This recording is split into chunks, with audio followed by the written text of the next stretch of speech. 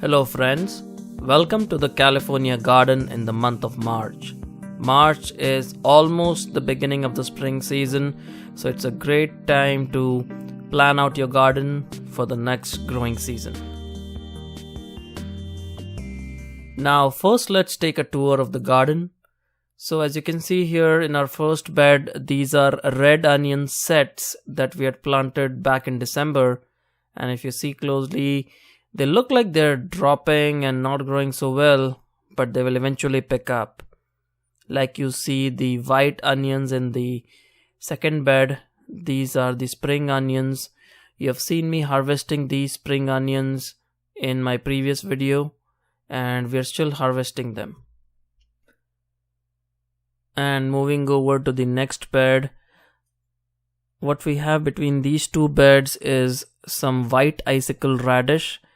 And these radishes grow pretty well even in small containers, as you see here. We have a lot of cabbages that are growing. Perfect season for growing cabbage. The nights are pretty cool.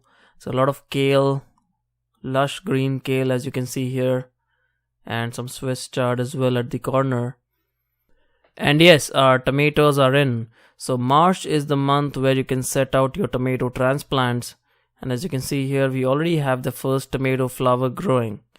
So it's the exciting time of the year when you can transplant your tomatoes. I've still not transplanted my peppers and eggplants though. These are some hyacinth beans that will grow along the support trellis. A lot of cilantro as you can see here. And these carrots that have been growing in this bed for a while. And as you can see here, you can actually see a couple of carrots growing right around there. And what I've done is I've added some compost in this bed. I've been making a lot of compost in my compost bins, and they will sit here on this raised bed for some time and eventually get mixed in with the soil. There are some more cabbages on this side. I've been growing these in 5-gallon containers as well. 1 cabbage per container, and then some more kale, some Swiss chard. Now this bed is almost done. I just have a last few set of cauliflower and cabbage growing here, and these two beds will be used for the summer vegetables like eggplants, peppers, okra. I still need to plant those out. Now we've had some cold nights here, and the nighttime temperatures were almost freezing. So this is my new greenhouse, and I'll shortly post a video to how I set up this greenhouse as well. And as you can see here, I'm using this heater. It's a very cheap heater that runs on a dusk to dawn schedule using a light switch, and it stays inside so that my plants remain a little bit more warmer than the temperatures outside. Now for California, nighttime cold temperatures are not usually a problem, but even if you get 2 or 3 days of frost, that's gonna kill all your summer vegetables very easily, as well as your tropical plants. So this is just to ensure that doesn't happen. Now let's look at the harvest that we did during the month of March.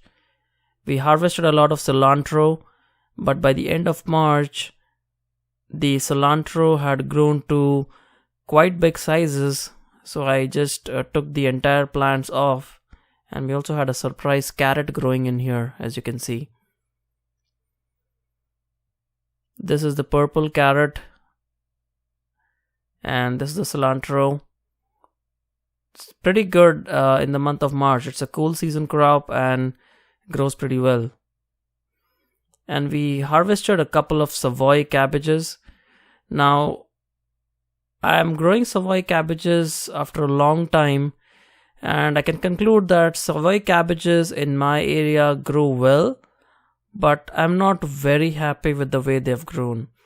They yield decent sized heads, but not heads that are really large or of significantly better size and texture compared to the other cabbage varieties. But it's a delicious cabbage. I mean, if you like Savoy cabbage, it's a great cabbage to grow in your garden. This head you can see is slightly larger, and in this 3 or 4 gallon pot that I'm using, the cabbage heads tend to grow up to this size, not very large. But if you're growing this in a 16-inch wide container, 7 gallons, one cabbage will produce a larger head. And we are still harvesting our Kohlrabi. We have been growing this Kohlrabi for a long time now, as you might have seen from our previous videos. And March will probably be the last month when we are harvesting this Kohlrabi. It's usually after March, the Kohlrabis don't stay that well. And we are harvesting some beet roots as well here. Now these beets have been grown for their roots as well as the leaves. As I mentioned in my earlier videos as well, beets have very delicious roots as well as the green leaves.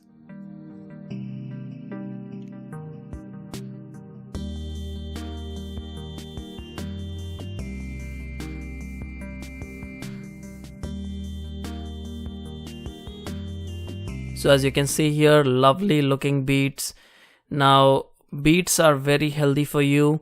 Beet greens actually contain more iron than even spinach. And the beet roots itself also contain high levels of vitamin C. They're good for your immune system. They're good for your overall health. And most importantly, they're absolutely delicious. And we are also harvesting mint. And we have a lot of varieties of mint that we grow in this garden. And this is the Spearmint, very delicious variety of mint. And if you want to see a comparison of all the different kinds of mints, check out the video on your screen. It's a very informative video on the varieties of mint that you can grow in your garden. And we have a lot of green peas that are growing here in this small container. This is the same green pea variety called Recruit that we discussed in one of our earlier videos. And it's a great producer. It produces a lot of these pods that have excellent shelling type peas. And they're very delicious as well. So when we harvest these peas, we get a lot of pods. Now peas are not the highest producer though for the size they take up. But peas are absolutely delicious. Once you start growing green peas, you will realize that they're absolutely delicious and easy to grow. And this is also a good time to harvest all the dill that you have, because after March, the temperatures are going to go up. This dill variety is called Bouquet, and I've been growing this dill variety for quite a while now. They yield excellent leaves.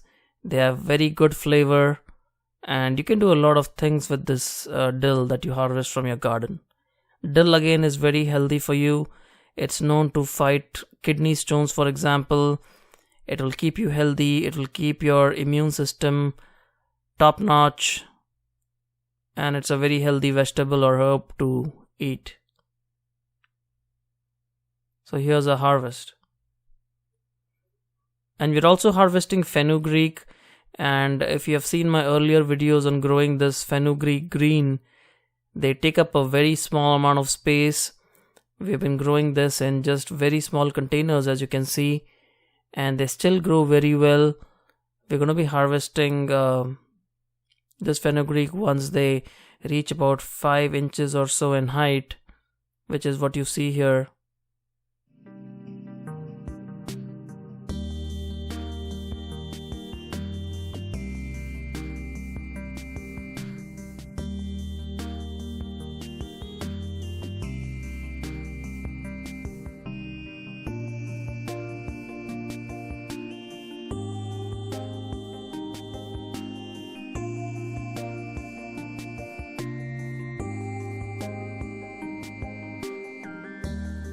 Now, I personally do not eat a lot of fenugreek simply because it's known to have estrogen-like properties, and it's mostly my wife that eats fenugreek. And for all you ladies out there, you know that fenugreek does great things to your body. You probably already know about it. So it's an easy herb to grow in your garden and then eat it fresh. It also has a lot of health benefits. It boosts your immune system. It helps you control your blood sugar levels very well. And fenugreek is usually commonly eaten as an addition to tortillas. So when you prepare tortillas, you can just add some fenugreek greens to not only make the tortillas look great but also taste delicious. And there is an Indian version of the tortilla which is called the Roti or the Paratha, which is the same tortilla kind of shape made from whole wheat. And methi or fenugreek is a good ingredient to add into making these tortillas. And we are continuing to harvest our spring onions here. As you can see, they have been growing pretty well, and we are continually harvesting and using them as we need them. Now let's talk a little bit about the preparation of the raised beds. Now this is the broccoli that was growing in this raised bed, and you have seen how we harvested this broccoli in our previous videos. And now the time has come when we need to remove this broccoli and then prepare this bed for the next planting season. So in order to prepare the raised bed, what I've done is I've first dug the bed well, and then I'm adding some compost to this raised bed. Now this compost is not completely finished, as you can see here, but what I'm going to do is I'm going to spread this out on this bed and then add in some more soil so that the compost decomposes inside the bed itself. So this is sometimes called the lasagna way of planting, where you have some layer of soil and then you have a layer of compost and then you have another layer of soil. And what that does is that it lets the compost decompose slowly. The unfinished compost will eventually decompose, and it will actually decompose much faster in this wide area compared to the compost bins. So this is a good technique if you have some unfinished compost, and if you have your raised bed waiting, you can add your compost to your raised bed and then add some kind of soil on top. Here I'm adding a mix of peat moss, vermiculite, perlite and compost. And I usually add this to my raised beds because they're a nice loose kind of medium that you can add to your raised bed. And when you mix in the compost, it provides all the nutrients that it needs to grow. And what we do is we just spread out this mix on top of the compost that we added. So as you saw in the introductory video, we planted our tomatoes, and this is how we planted them. What you need to do is you need to plant these tomatoes as deep as you can. So dig out a hole and then plant your tomato plants as deep as you can. And what happens is that the tomato plant sends out roots all along the area that's buried under the soil. So the deeper you plant your tomato plants, the better they will grow. This is something that is very unique to tomato plants. And if you can do that, if you can plant them deep, that's a good way to start your tomato plants. Now our raised bed already contains a lot of compost, so I'm not going to be adding anything more as of now. The compost has enough nutrients for the tomato plants to grow. We will not add any fertilizer now at this stage. Now if you want to use slow release fertilizers, you can sprinkle them at the base of the plant at this stage. And you can see here this tomato plant that we have planted in container is also doing well. Now let's look at how our fruit trees are doing. So as we saw in the video on fertilizing fruit trees, we saw that February was a good time to start that process. And now that it's March, you can see that a lot of these trees are in full bloom. And this is the time they will start blooming, they will start producing little fruits that will go on to mature into delicious fruits later on. These are all the fruit trees that I have. As you can see here, guavas, pomegranates, oranges, tangerines, limes, and there are a lot of fruit trees that I have growing in my garden. As you can see here, they are in full bloom. This is the tangerine, the guava plant next to it, and then the Persian limes, the pomegranate tree as well. It's pretty green. And now let's look at what things you can do in your garden during the month of March. So if you're growing some potatoes here, they'll grow well. We have also planted some beans. These are asparagus beans that will use the trellis to climb. We are also growing some cabbages, as you have seen. And we are also growing some radish. Good time to grow them.